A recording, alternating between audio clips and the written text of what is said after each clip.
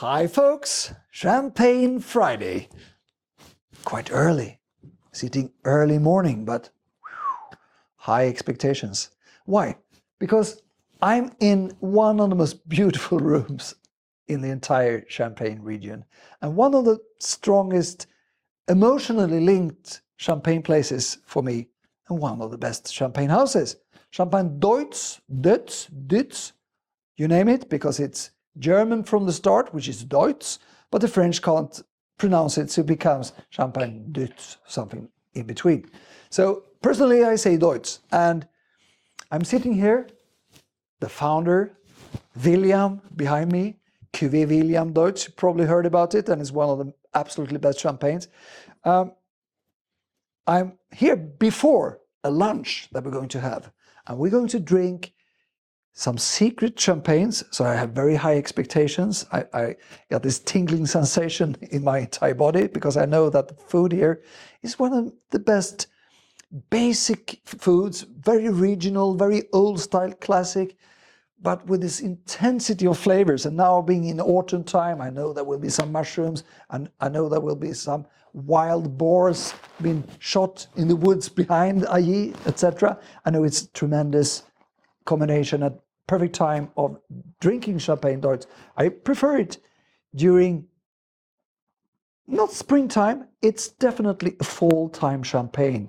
Of course, you can drink it all around the year. But we had a discussion in the bus, because I'm here with my VIP trip with a group from Champagne Club that I do 2 trips every year. And one of the things we spoke especially much about in the bus was how much the season is affecting your choice of champagne and even how it tastes. And I would say that right now, in the beginning of October is when we record this. For me, it's so obvious that I go quite strongly on Pinot Noir. I don't want the absolutely heaviest Blanc de Noirs.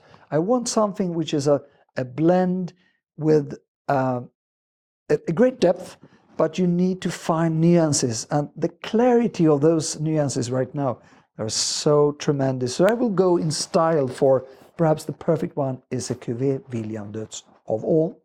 In front of me here, I have something completely different. I have Amour de Deutz, wrong type of champagne for the season, but it's the first glass we have, so I will soon taste it. It's still the aperitif.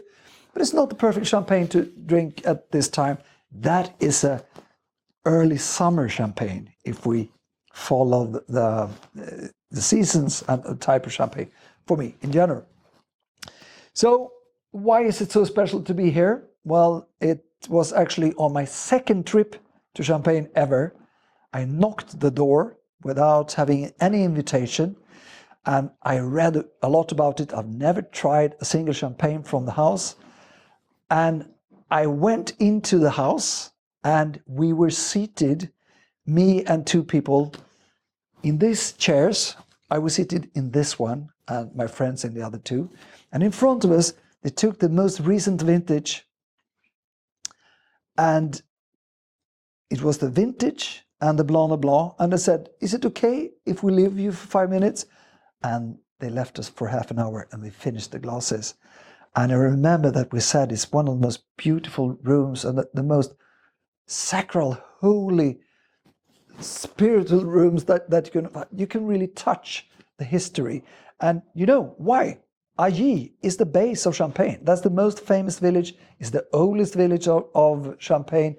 If you look at the villages surrounding Ailly, many of them are finishing with the letters A and Y, which means their direction or their position in compared to the place where we are. That's how you looked upon Champagne in the beginnings. And the most famous, the most expensive wine in the world was from the start Ailly. Still wine from Ailly. White or red? Grayish, light pink, probably in color, but more red wine type. So now to the completely different thing. The favorite champagne of Madonna was a story about Amour de Deutz.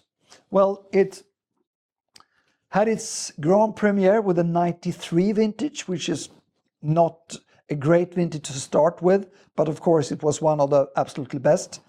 The idea was it was something that Fabrice Rosé decided that we should do it. We should make a crème de la crème out of the famous Blanc de Blanc. Because we are in Ailly, we are in a Pinot Noir based region, where the most full-bodied and majestic of all Pinot Noir comes from, and you had this William Deutz.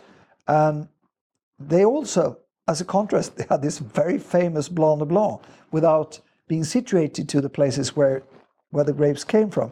So it's a Cote Blanc, very much Le Mesnil based, and also a little bit of Villers-Marmerie, a Premier Cru next to Trepaille, which a little bit strangely, if you look at the soil and the surroundings, it's more Pinot Noir, but the Chardonnays from there are giving a certain spice to a few champagnes, and one of them being the Deutz Blanc de Blanc.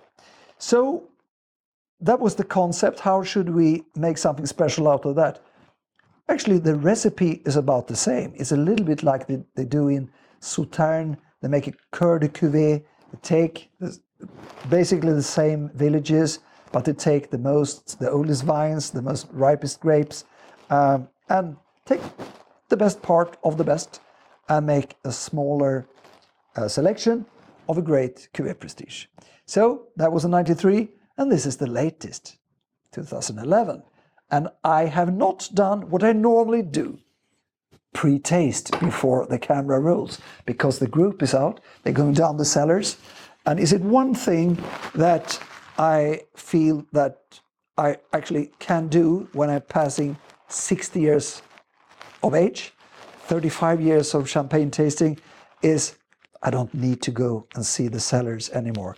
I love to go to one of Le Crayères every trip, but otherwise it's perfection to go to a room and make some Champagne Friday film and taste Amour de Deutz.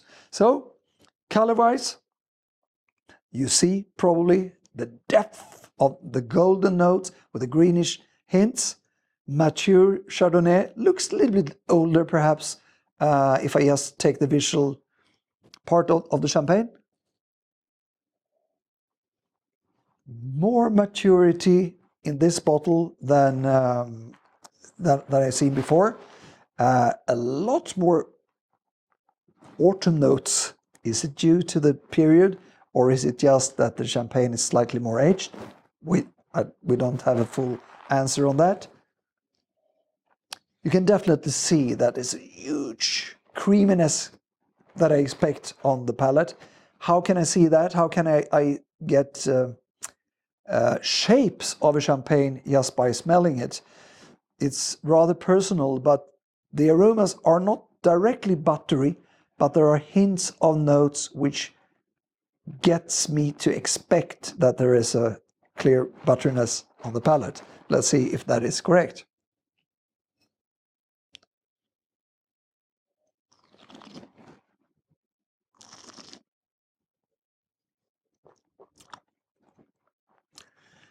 It was correct. I probably would have said no. Anyway, but no, it's really extraordinary fat.